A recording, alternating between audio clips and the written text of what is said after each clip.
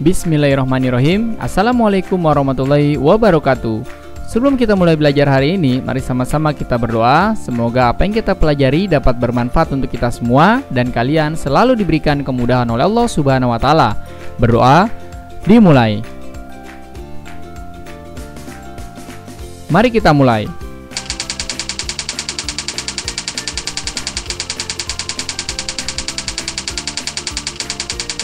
Hari ini kita akan mempelajari tema 6 menuju masyarakat sehat, subtema 2 membangun masyarakat sejahtera, pembelajaran kedua. Yang pertama kita akan mempelajari muatan bahasa Indonesia tentang menentukan kalimat utama dalam teks non-fiksi. Kalimat utama terdapat dalam setiap paragraf dalam suatu teks. Kalimat utama tersebut akan dikembangkan menjadi paragraf dengan menambahkan kalimat-kalimat penjelas. Kalimat utama terletak di awal, tengah, ataupun di akhir paragraf. Bacalah teks berikut dengan cermat. Cara mencegah penyakit COVID-19. Coronavirus adalah virus dengan lapisan pelindung yang tersusun dari lemak. Molekul sabun bisa menghancurkan lapisan tersebut sehingga virus mati.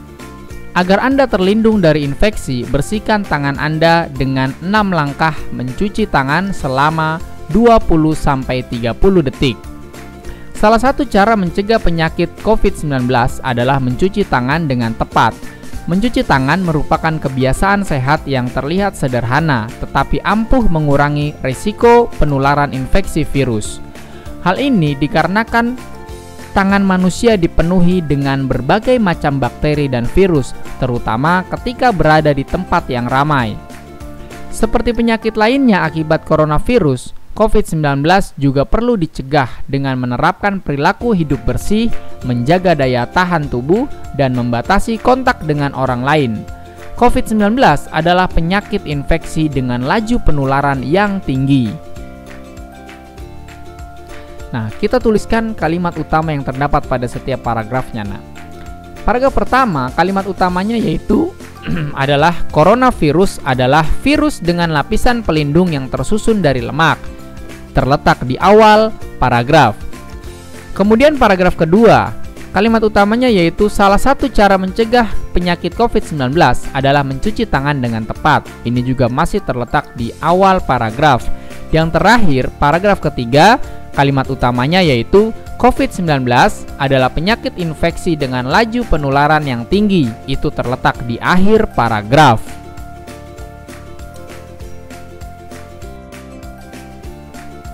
Selanjutnya yaitu muatan SBDP tentang tari tunggal. Tari tunggal adalah tari yang dibawakan oleh satu orang penari saja, baik penari pria ataupun wanita. Penari pria biasanya membawakan tari dengan kuat dan gagah, sedangkan penari wanita biasanya membawakan tari tunggal dengan cara lembut dan anggun. Tari tunggal terbagi menjadi 3 jenis, yaitu tari tunggal ritual, tari tunggal tradisional, dan tari tunggal kreasi baru. Tari tunggal dipentaskan untuk acara upacara adat daerah setempat.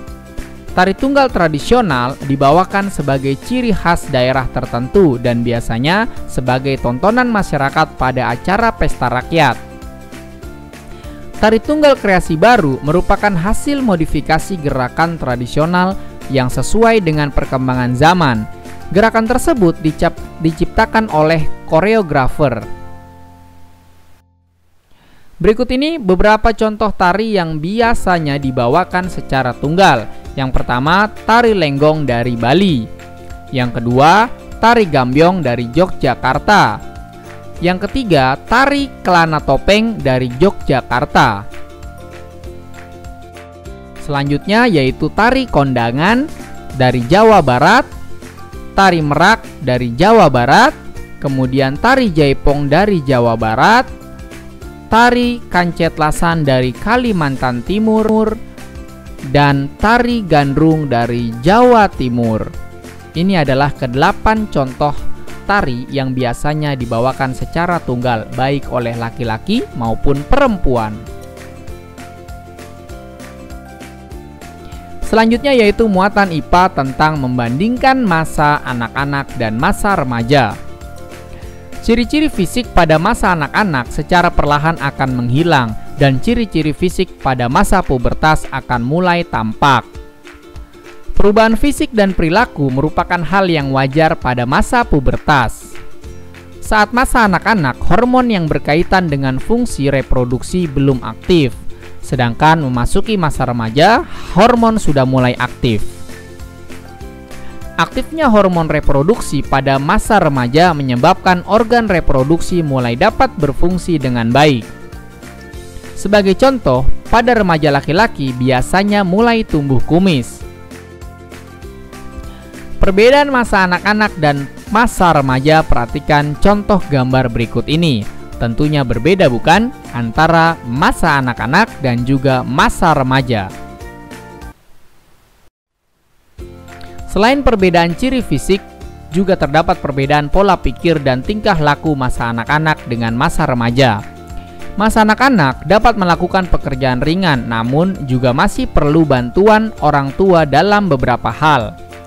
Sedangkan memasuki masa remaja biasanya akan lebih mandiri dalam melakukan aktivitas sehari-hari. Dalam lingkungan sosial, remaja biasanya suka menjalin persahabatan dibandingkan anak-anak. Memasuki masa remaja, rasa ingin tahu juga semakin besar. Perbedaan pola pikir dan tingkah laku masa anak-anak dengan masa remaja sangat dipengaruhi oleh lingkungan dan juga pergaulan.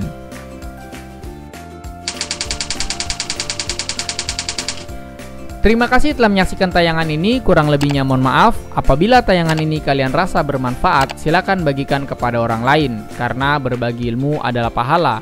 Tetap jaga kesehatan. Wassalamualaikum warahmatullahi wabarakatuh.